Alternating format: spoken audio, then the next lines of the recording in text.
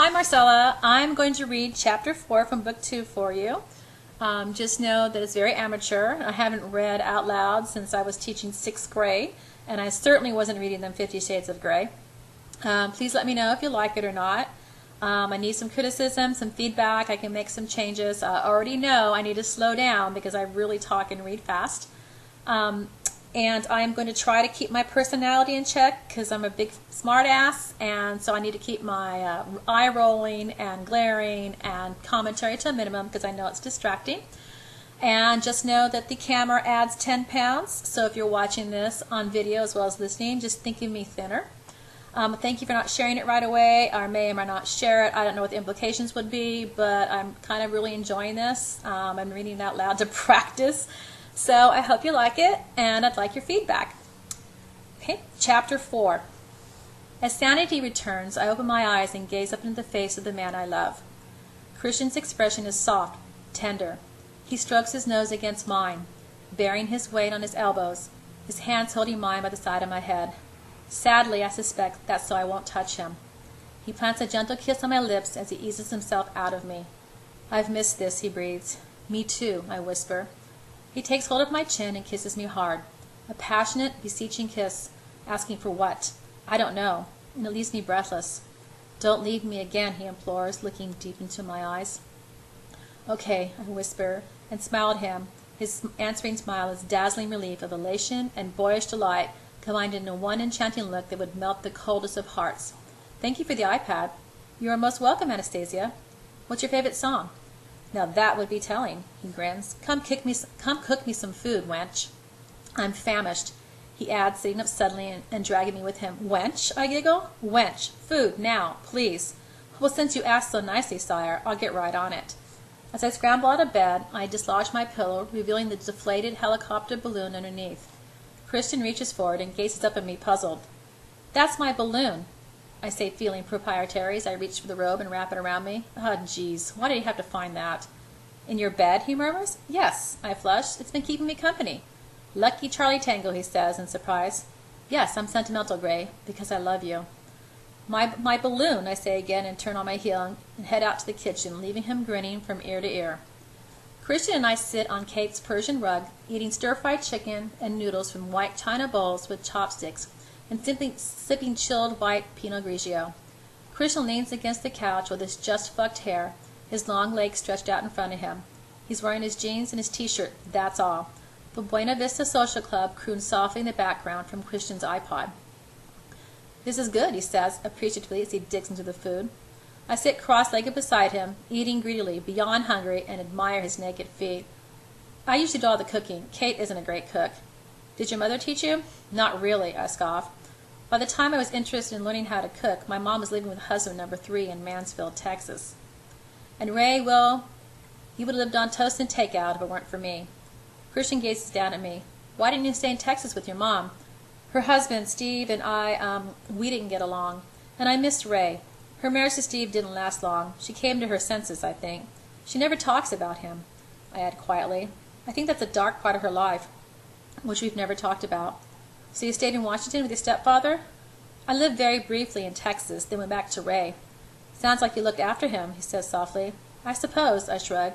You're used to taking care of people. The edge in his voice attracts my attention, and I glance up at him. What is it? I ask, startled by his reaction. I want to take care of you. His eyes glow with some unnamed emotion. My heart rate spikes. I've noticed, I whisper, and you just go about it in a very strange way. His brow creases. It's the only way I know. Well, I'm still mad at you for buying SIP. He smiles. I know you're mad, baby, but it wouldn't have stopped me. What am I going to say to my colleagues? To Jack? He narrows his eyes. That fucker better watch himself. Christian, I admonish. He's my boss. Christian mouths presses into a hard line. He looks like a recalcitrant schoolboy. Don't tell them, he says. Don't tell them what? That I own it. The heads of agreement were signed yesterday. The news is embargoed for 4 weeks while the management at SIP makes some changes. Ugh, will I be out of a job? I asked, alarmed. I sincerely doubt it, Christian says wryly, trying to stifle his smile. I scowl. If you leave and find another job, will you buy that company too? You're not thinking of leaving, are you? His expression alters warily once more. Possibly. I'm not sure you've given me a great deal of choice. Yes, I'd buy that company too, he said adamantly. I scowled at him again, and I'm in a no-win situation here. Don't you think you're being a tad overprotective? Yes, I'm fully aware of how this looks. Paging Dr. Flynn, I murmur. He puts down his empty bowl and gazes at me impassively. I sigh. I don't want to fight. Standing up, I reach for his bowl. Would you like dessert? Now you're talking, he grins, giving me a lascivious grin. Not me. Why not me?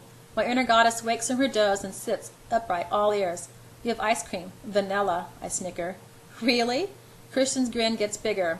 I think we could do something with that. What? I stare at him dumbfounded as he gracefully gets to his feet. Can I stay? He asks. What do you mean? The night. I assumed you would. Good. Where's the ice cream? In the oven, I smiled sweetly at him. He cocks his head to one side, sighs, and shakes his head at me. Sarcasm is the lowest form of wit, Miss Steele. His eyes glitter. Oh, shit. What is he planning? I could still take you across my knee. I place the bowls in the sink. Do you still have those silver ball things? He pats his hand down on his chest, belly, and he pockets of his jeans. Funnily enough, I don't carry a spare set around with me. Not much of a call for them at the office. I'm very glad to hear it, Mr. Gray. And I thought you said that sarcasm was the lowest form of wit. Well, Anastasia, my new motto is, if you can't beat 'em, join 'em. I gape at him. I can't believe he just said that. He looks sickeningly pleased with himself as he grins at me. Opens the freezer and takes out a pint of Ben & Jerry's finest vanilla. This will do just fine. He looks at me, his eyes dark. Ben & Jerry's and Anna. He says each word slowly, enunciating every syllable clearly. Oh, fucking my. I think my lower jaw is on the floor. He opens the cutlery drawer and grabs a spoon. When he looks up, his eyes hooded. His tongue skims the top teeth. Oh, that tongue. I feel winded. Desire, deep, dark, sleek, and wanton runs hot through my veins. We're going to have fun with food. I hope you're warm, he whispers. I'm going to cool you down with this. Come. He holds out his hand, and I place mine in his.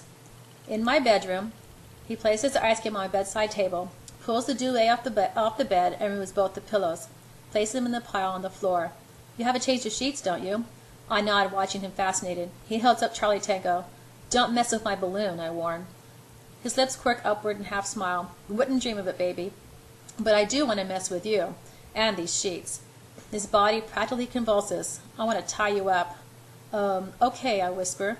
Just your hands to the bed. I need you still. Okay, I whisper, incapable of anything else.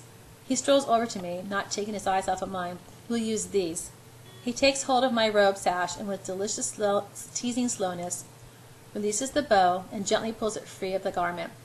My robe falls open while I stand paralyzed under his heated gaze. After a moment, he pushes the robe off my shoulders. It falls and pulls at my feet so that I'm standing naked before him. He strokes my face with the back of his knuckles, and his touch resonates in the depths of my groin. Bending, he kisses my lips briefly. Lie in the bed, face up, he murmurs, his eyes darkening, burning into mine. I do as I'm told. My room is shrouded in darkness except for the soft, insipid lamp from my bedside table. Normally I hate energy-saving bulbs, but they're so dim. But being naked here with Christian, I'm grateful for the muted light. He stands by the bed, gazing down at me. I could look at you all day, Anastasia, he says as he crawls from the bed, up my body, and straddles me. Arms above your head, he commands. And I comply, and he fastens the end of my robe sash around my left wrist and threads the end through the metal bars of the head of my bed. He pulls it tight so my left arm is flexed above me. He then secures my right hand, tying the sash tightly. When I'm tied up, staring at him, he visibly relaxes. He likes me tethered. I can't touch him this way. It occurs to me that none of his subs would have touched him either, and what's more, they would have never had the opportunity. He would have always been in control and at a distance. That's why he likes rules. He climbs off me and bends to give me a quick peck on the lips. Then he stands and lifts his shirt over his head. He undoes his jeans and drops them to the floor. He is gloriously naked. My inner goddess is doing a triple axel dismount off the uneven bars, and abruptly my mouth is dry. He has a physique drawn on classical lines. Broad, muscular shoulders, narrow hips, the inverted triangle. He obviously works out. I could look at him all day. He moves to the end of the bed and grasps my ankles, pulling me swiftly and sharply downwards so that my arms are stretched out and unable to move. That's better, he murmurs. Picking up the pint of ice cream, he climbs slowly back into the bed to straddle me once more. Very slowly he peels off the lid and dips the spoon in. It's still quite hard, he says with a raised eyebrow. Scooping out a spoonful of vanilla, he pops it into his mouth. Delicious, he murmurs, licking his lip. Amazing how good plain old vanilla can taste. He gazes down at me. Want some? He teases. He looks so freaking hot. Young and carefree, sitting on me and eating ice cream, eyes bright, face luminous. What the hell is he going to do to me? As if I can't tell. I nod shyly. He scoops out another spoonful and offers me the spoon, so I open my mouth. Then he quickly pops it into his mouth. This is too good to share, he said, smiling wickedly. Hey, I start in protest.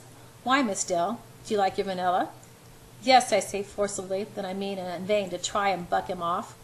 He laughs. Getting feisty, are you? Well, I wouldn't do that if I were you. Ice cream, I plead. Well, as you've pleased me so much today, Miss Dill. He relents and offers me another spoonful. This time he lets me eat it. I want to giggle. He's really enjoying himself, and his good humor is infectious. He scoops another spoonful and feeds me some more. Then he does it again. Okay, enough. Well, this is one way to ensure you eat. Force feed you. I could get used to this. Taking another spoonful, he offers me more. This time I keep my mouth shut and shake my head, and he lets it slowly melt on the spoon so the melted ice cream drips into my throat and onto my chest. He dips down and very slowly licks it off. My body lights up with longing. Tastes even better off you, Miss Steele. I pull against my restraints, and the bed creaks ominously. But I don't care. I am burning with desire. It's consuming me. He takes another spoonful and lets the ice cream dribble onto my breast. Then with the back of the spoon, he spreads it over each breast and nipple. Oh, it's cold. Each nipple peaks and hardens beneath the cool of the vanilla. Cold? Christian asks softly and bends to lick and suckle all the ice cream off me at once, his mouth hot compared to the cool of the ice. It's torture. As it starts to melt, the ice cream runs off me in rivulets onto the bed. His lips continue their slow torture, sucking hard, nuzzling softly. Oh, please, I'm panting. Want some? And before I can confirm or deny his offer, his tongue is in my mouth, and it's cold and skilled and tastes of Christian and vanilla. Delicious. And just as I'm getting used to it, the sensation, he sits up again and trails a spoonful of vanilla ice cream down the center of my body, across my stomach, and into my navel, where he deposits a large dollop of ice cream. Oh, this is chillier than before, but it weirdly burns. Now you've done this before? Christian's eyes shine. You're going to have to lay still, or there'll be ice cream all over the bed. He kisses each of my breasts and sucks each of my nipples hard, and then follows a line of ice cream down my body, sucking and licking as he goes. And I try to stay still, despite the heady combination of cold and his inflaming touch. But my hips start to move involuntarily, gyrating to their own rhythm, caught up in his cool vanilla spell. His shift lowers and starts eating the ice cream in my belly, swirling his tongue into my round and round in my navel. I moan, holy cow! It's cold, it's hot, it's tantalizing, but he doesn't stop. He trails the ice cream further down my body, into my pubic hair, onto my clitoris. I cry out loudly. Hush now, Christian says softly, as his magical tongue sets to work, lapping at the vanilla, and now I'm cleanly quiet. Oh, please, Christian. I know, baby, I know. He breathes as his tongue works his magic. He doesn't stop, just doesn't stop. And my body is climbing higher, higher. He slips one finger inside me, then another, and he moves them with agonizing slowness in and out. Just here, he murmurs, and he rhythmically strokes the front wall of my vagina while he continues the exquisite, relentless licking and sucking. I erupt unexpectedly into a mind-blowing orgasm that stuns all my senses, obliterating all that's happening outside my body, and as I writhe and moan, holy fucking cow, that was quick. I am vaguely aware that he has stopped his ministrations. He's hovering over me, sliding on a condom, and then he's inside me, hard and fast. Oh yes, he groans as he slams into me. He's sticky, residual melted ice cream spreading between us. It's a strangely distracting sensation, but one I can't dwell on for more than a few seconds as Christian suddenly pulls out at me and flips me over. This way, he murmurs, and abruptly he's inside me once more. But he doesn't start his usual punishing rhythm straight away. He leans over, releases my hands, and pulls me upright, so I'm practically sitting on him. His hands move up to my breast, and he palms them both, gently tugging on my nipples. I groan. Ties my head back against his shoulder. He nuzzles my neck, biting down as he flexes his hips, deliciously slowly, filling me again and again. Do you know how much you mean to me? He breathes against my ear. No, I gasp. He smiles against my neck, and his fingers curl around my jaw, at my throat, holding me fast for a moment. Yes, you do. and I'm not going to let you go. I groan as he speeds up. You're mine, Anastasia, you're mine. Yes, I'm yours, I pant. And I take care of what is mine, he hisses and bites my ear. I cry out, that's right, baby, I want to hear you. He snakes one hand around my waist, while his other hand grabs my hip, and he pushes into me harder, making me cry out again. And the punishing rhythm starts. His breathing grows harsher and harsher, ragged, matching mine. I feel the familiar quickening deep again inside of me. Again. I am just sensation. This is what he does to me. Takes my body and possesses it wholly, so I think of nothing but him. His magic is powerfully intoxicating. I'm a butterfly caught in his net, unwilling to escape. I'm his, totally his. Come on, baby, he growls through gritted teeth, and on cue, like the sorcerer's penance, I am let go, and we find our release together. I'm lying curled up in his arms on his sticky sheets. His front is pressed to my back, his nose is in my hair. What I feel for you frightens me, I whisper. He stills. Me too, baby, he says quietly. What if you leave me? The thought is horrific. I am not going anywhere. I don't think I'd ever have my fill of you, Anastasia. I turn and gaze at him. His expression is serious, sincere. I lean over and kiss him gently. He smiles and reaches up to tuck my hair behind my ear. I never felt this way about anyone. And when you left, Anastasia, I would move heaven and earth to avoid feeling like that again. He sounds so sad, dazed even. I kiss him. I want to lighten our mood somehow, but Christian does it for me. Will you come with me to my father's summer party tomorrow? It's an annual charity thing, and I said I'd go. I smile, feeling suddenly shy. Of course I'll come. Oh, shit. I have nothing to wear. What? Nothing? Tell me, he insists. I have nothing to wear. Christian looks momentarily uncomfortable. Don't be mad, but I still have all the clothes for you at home. I'm sure there are a couple of dresses in there. I purse my lips. How do you now? I mutter, my voice sardonic. I don't want to fight with him tonight. I need a shower. The girl who looks like me is standing outside his sip. Hang on, she is me. I am pale and unwashed, and all my clothes are too big. I'm staring at her, and she's wearing my clothes, happy, healthy. What do you have that I don't have? I ask her. Who are you? I'm nobody. Who are you? And are you nobody too? Then there's the pair of us. Don't tell. They'll banish us, you know. She smiles a slow, evil grimace that spreads across my face, and it's so chilling that I want to scream. Jesus, Anna! Christian is shaking me awake. I am so disoriented. I'm at home in the dark, in bed with Christian. I shake my head, trying to clear my mind. Baby, are you okay? You were having a bad dream. Oh. He switches on the lamp, so we're bathed in dim light. He gazes down at me, his face etched with concern. That girl, I whispered. What is it? What girl? He asked suddenly. There was a girl outside SIP when I left this evening. She looked like me, but not really. Christian stills, and as the light from the bedside table warms up, I see his face is ashen. When was this? He whispers, dismayed. He sits up, staring down at me. When I left work this evening, I repeat. Do you know who she is? Yes, he runs his hand through his hair. Who? His mouth presses into a hard line, but he says nothing. Who? I press. It's Layla. I swallowed. The ex-sub? I remember Christian talking about her before we went gliding. Suddenly, he's radiating tension, and something is going on. The girl who put toxic on your iPod? He glances at me anxiously. Yes, he says. Did she say anything? She said, what do you have that I don't have? And then when I asked who she was, she said, nobody. Christian closes his eyes as if in pain. What's happened? What does she mean to him? My scalp prickles as adrenaline spikes through my body. What if she means a lot to him? Perhaps he misses her. I know so little about his past relationships.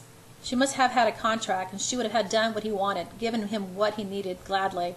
Oh no, when I can't. The thought makes me nauseous.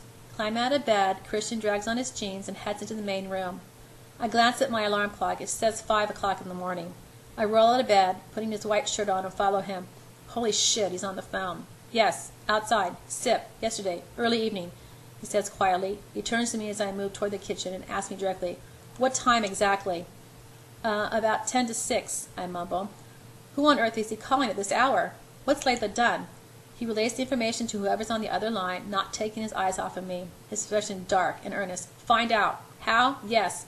I wouldn't have said so, but then I wouldn't have thought she could do this. His eyes close as if he's in pain. I don't know how this will go down with her. Yes, I'll talk to her. Yes, I know. Follow it up. And let me know. Just find her. Well, she's in trouble. Find her. He hangs up. Do you want some tea? I asked. Tea was Ray's answer to every crisis and the only thing he does well in the kitchen.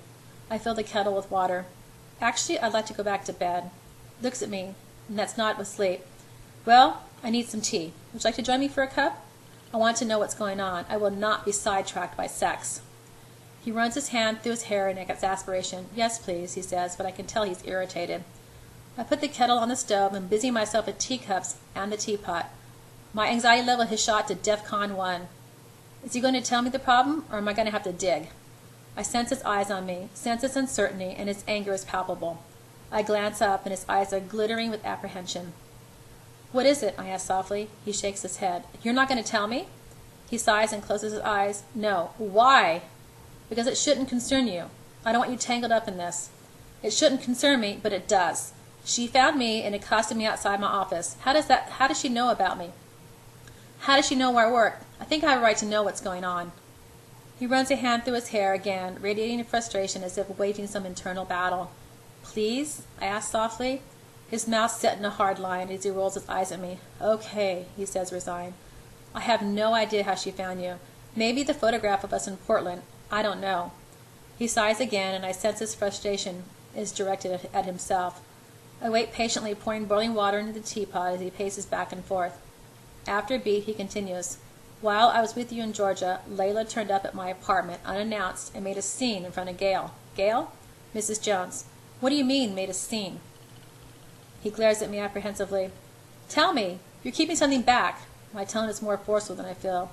He blinks at me surprised. Anna, He stops. Please.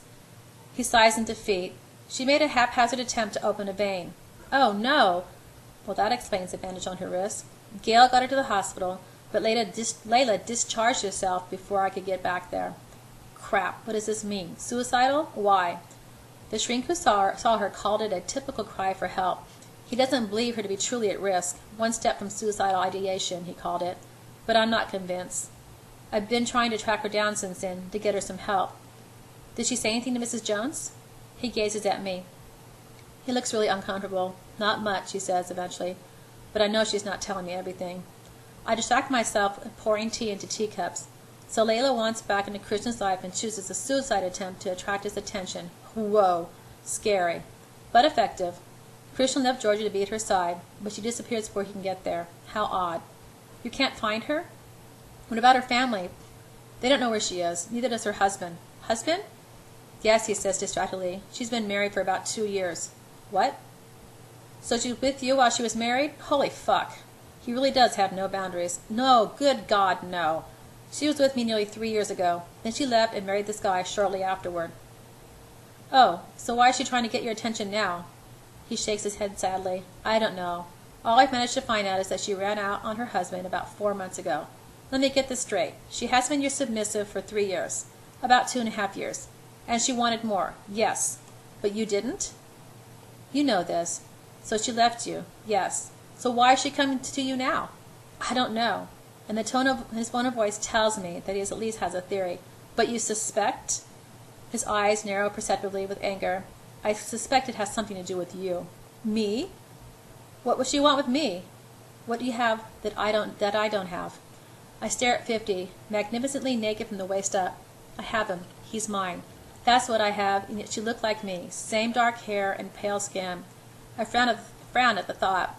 Yes, what do I have that she doesn't? Why didn't you tell me yesterday? He asked softly. I forgot about her. I shrug apologetically. You know, drinks after work at the end of my first day. You turning up at the bar and your testosterone rush with Jack, and then we were here. It slipped my mind.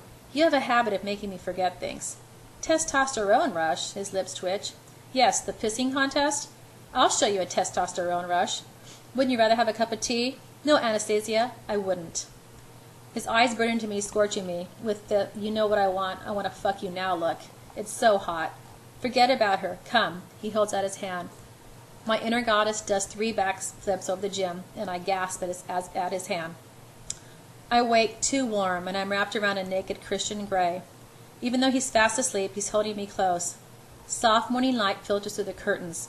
His head is on my chest, my leg tangled with his, my arms across his stomach.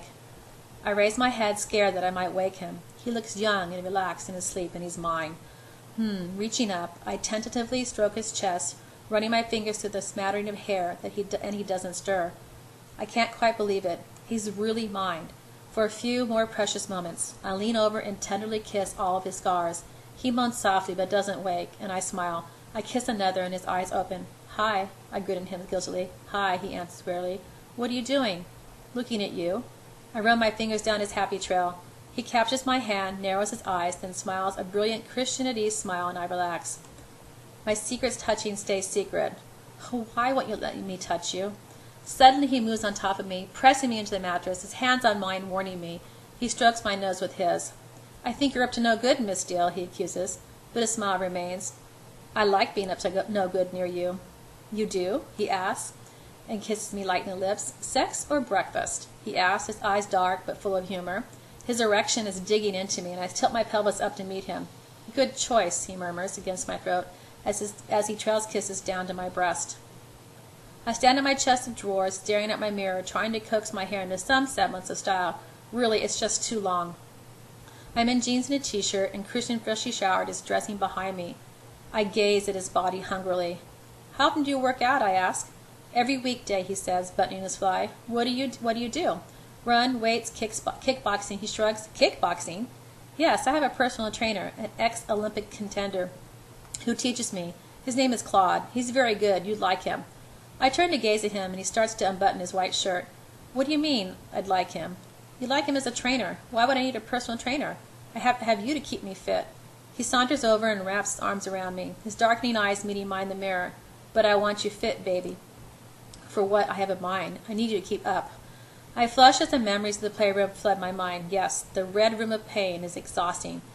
Is he going to let me back in there? Do I want to go back in? Of course you do, my inner goddess screams. I stare into his unfathomable, mesmerizing gray eyes. Yeah, you know I want to. No, I want you to, he mouths at me. I flush, and then the undesirable thought that Layla could probably keep up slithers, invidious and unwelcome in my mind. I press my lips together, and Christian frowns at me. What? He asks, concerned. Nothing. I shake my head at him. Okay, I'll meet Claude. You will?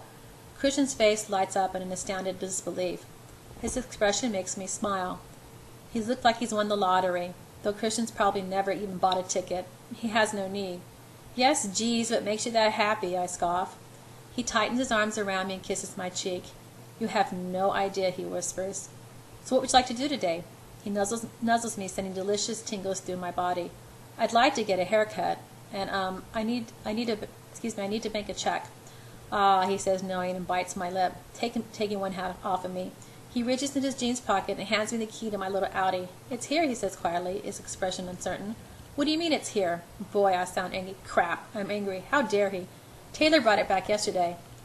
I open my mouth, then close it, and repeat the process twice, but I have been rendered speechless. He's giving me my car back. Double crap. Why didn't I foresee this? Well, two can play at this game. I fish into my back pocket of my jeans and pull out an envelope with his check. Here, this is yours. Christian looks at me quizzically, then recognizing the envelope, raises both his hands and steps away. Oh no, that's your money. No, it isn't. I'd like to buy the car from you. His expression changes completely. Fury, yes, fury, sweeps over his face. No, Anastasia, your money, your car. No, Christian, my money, your car. I'll buy it from you. I gave you that car for a graduation present. If you give me a pin, that will be a suitable graduation present. You gave me an Audi. Do you really want to argue about this? No. Good. Here are the keys. He puts them in the chest of drawers. That's not what I meant. End of discussion, Anastasia. Don't push me. I scowl at him, then inspiration hits me. Taking the envelope, I rip it up into two, then two again, and drop the contents in the wastebasket. Oh, that feels good. Christian gazes at me impassively, but I know I've just lit a fuse and should stand back. He strokes his chin. You are, as ever, challenging, Miss Steele, he says dryly. He turns on his heel and stalks in the other room. This is not the reaction I expected. I was anticipating a full-scale Armageddon. I stare at myself in the mirror and shrug, deciding on a ponytail. My curiosity is piqued. What is 50 doing? I follow him to the room and he's on the phone. Yes, $24,000, directly. He glances up at me, still impassively. Good. Monday? Excellent. No, that's all, Andrea. He snaps the phone shut. Deposit in your bank account Monday. Don't play games with me. He's bullying mad, but I don't care. $24,000? I'm almost screaming. And how do you know my account number? My ire takes Christian by surprise. I know everything about you, Anastasia, he says quietly. There's no way my car was worth $24,000. I would agree with you, but it's about knowing your market, whether you're buying or selling.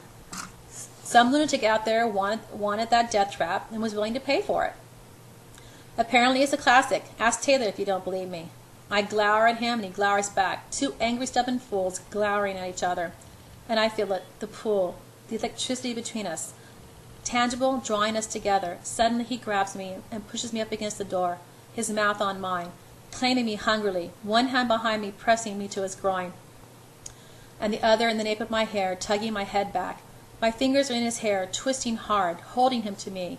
He grinds his body into mine, imprisoning me, his breathing ragged. I feel him.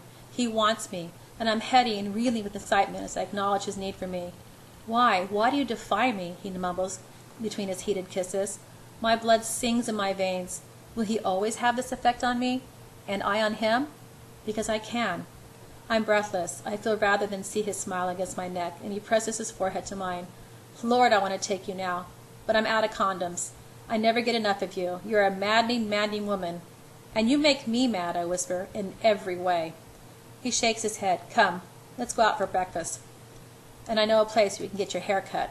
Okay, I acquiesce, and just like that, our fight is over. I'll get this. I pick up the tab for the breakfast before he does. He scowls. You have to be quick around here, Gray. You're right, I do, he says sourly, though I think he's teasing. Don't look so cross. I'm $24,000 richer than I was this morning.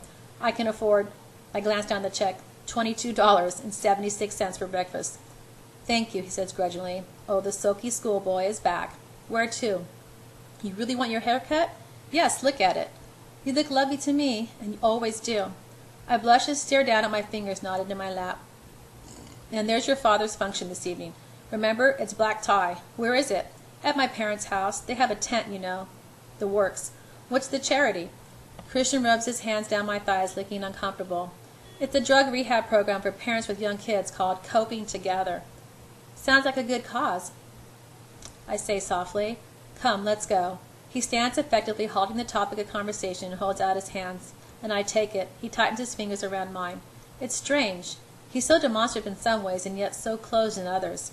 He leads me out of the restaurant, and we walk down the street. It's a lovely, mild morning. The sun is shining, and the air smells of coffee and freshly baked bread. Where are we going? Surprise. Oh, okay, although I don't really like surprises. We walk for 2 blocks, and the store becomes decidedly more exclusive. I haven't had yet an opportunity to explore, but this is just around the corner from where I live. Kate will be pleased. There are plenty of small boutiques to feed her fashion passion. Actually, I need to buy some floaty skirts for work. Christian stops outside a large, slick-looking beauty salon and opens the door for me. It's called Esclava. The interior is all white and leather. At the stark white reception desk sits a young blonde in a crisp white uniform. She glances up as we enter. Good morning, Mr. Gray, she says brightly, color rising in her cheeks as she bats her eyelashes at Christian. It's the Gray effect. But she knows him. How? Hello, Greta. And he knows her. What is this? Is this the usual, sir? She asks politely. She's wearing very pink lipstick. No, he says quickly with a nervous glance at me. The usual? What does that mean? Holy fuck. It's rule number 6, the damn beauty salon. All the waxing nonsense. Shit. This is where he brought all his subs? Maybe Layla too? What the hell am I supposed to make of this? Miss Steele will tell you what she wants. I glare at him. He's introducing the rules by stealth. I agreed to the personal trainer, and now this? Why, here, I hiss at him. I own the place, and 3 more like it. You own it? I gasp in surprise. Well, that's unexpected. Yes, it's a sideline. Anyway, whatever you want. You can have it here or on the house. All sorts of massage. Swedish, shiatsu, hot stone, reflexology, seaweed baths, facials, all the stuff that women like. Everything. It's done here. He waves his long-fingered hand dismissively. Waxing? He laughs. Yes, waxing too. Everywhere. He whispers conspiratorially, enjoying my discomfort. I blushed and glanced at Greta, who's looked at me expectantly. I'd like a haircut, please. Certainly, Miss Steele. Greta's all pink lipstick and bustling dramatic efficiency as she checks her computer screen. Franco is free in 5 minutes. Franco's fine, says Christian, reassuring to me. I'm trying to wrap my head around this. Christian Gray, CEO, owns a chain of beauty salons? I peek up at him, and suddenly he blanches. Something or someone has caught his eye. I turn to see where he's looking, and right at the back of the salon I see a sleek platinum blonde has appeared, closing the door behind her and speaking to one of the hairstylists. Platinum blonde is tall, tanned, and lovely, and in her late 30s or early 40s. It's difficult to tell. She's wearing the same uniform as Greta, but in black. She looks stunning. Her hair shines like a halo, cut in a sharp bob. As she turns, she catches sight of Christian and smiles at him, a dazzling smile of warm recognition. Excuse me, Christian mumbles hurriedly. He strides quickly through the salon, past the hairstylist, all in white, past the apprentices at the sinks, over to her. Too far away for me to hear their conversation. Platinum blonde greets him with the obvious affection, kissing both his cheeks, her hands resting on his upper arms, and they talk animatedly together. Miss Steele? Greta, the receptionist, is trying to get my attention. Hang on a moment, please. I watch Christian, fascinated. Platinum blonde turns and looks at me, and gives me the same dazzling smile as if she knows me. I smile politely back.